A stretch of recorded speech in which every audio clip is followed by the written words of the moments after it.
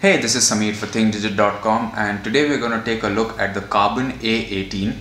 This is a budget smartphone. It's priced under Rs 10,000, runs Android 4.0 ice cream sandwich straight out of the box and boasts of dual SIM capabilities. Does it have the potential to be your next budget smartphone?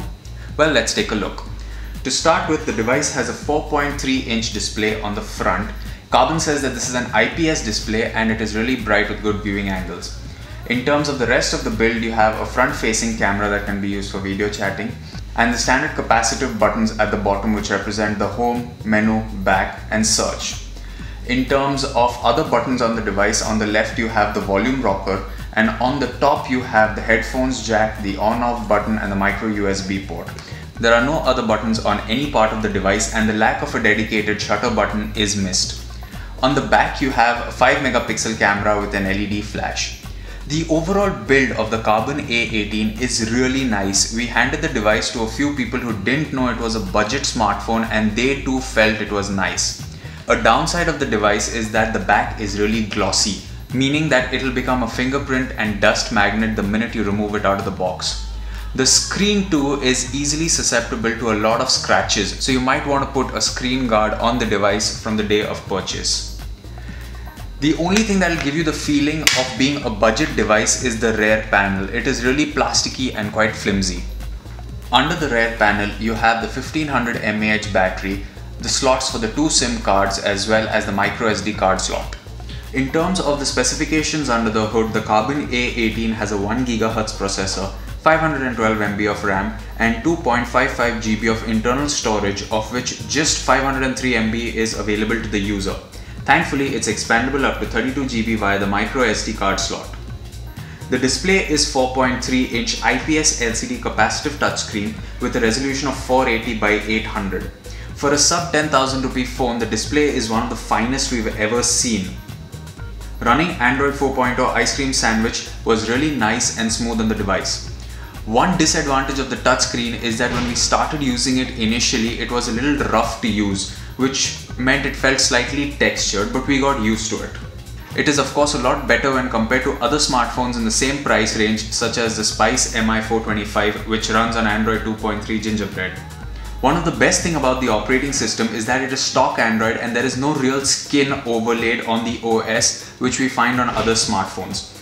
Just like other Android devices, the Karbonn A18 has 5 customizable home screens which you can load with apps and widgets. From the lock screen, you can either unlock the device or go to the camera app directly. The Karbonn A18 also comes with a few bundled apps such as Kingsoft Office, iBrowser and Next GT TV. The preloaded apps aren't anything spectacular and you can download them from the Google Play Store at any time.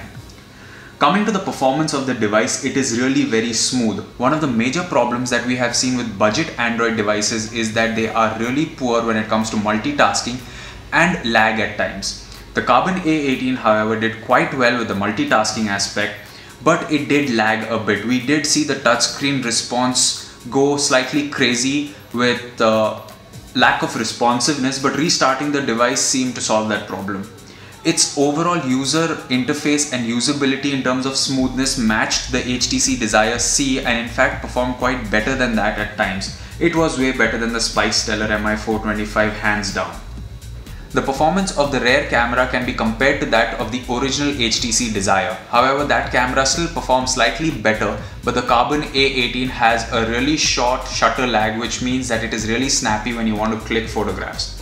Considering that it's a sub 10,000 rupee device, you get quite a few options in the camera which include the likes of HDR, tap to focus, and the picture quality at times is really good, especially if the lighting condition is nice. The flash is there in case you are in a dimly lit situation, but the pictures there really aren't the best.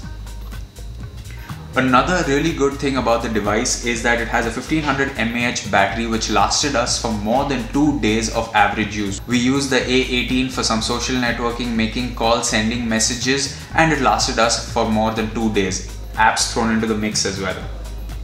There's really nothing negative we can say about the Karbonn A18. For sub 10,000 rupees, you're getting Android 4.0 ice cream sandwich straight out of the box, a device that is a good performer in everyday usage, It ran all the apps from the Google Play Store and is really well built. No one will know that this is a budget device unless they look at the label or ask you for how much you paid for the device. The only downside we would say is the low internal storage, the slightly subpar back, and no dedicated camera button.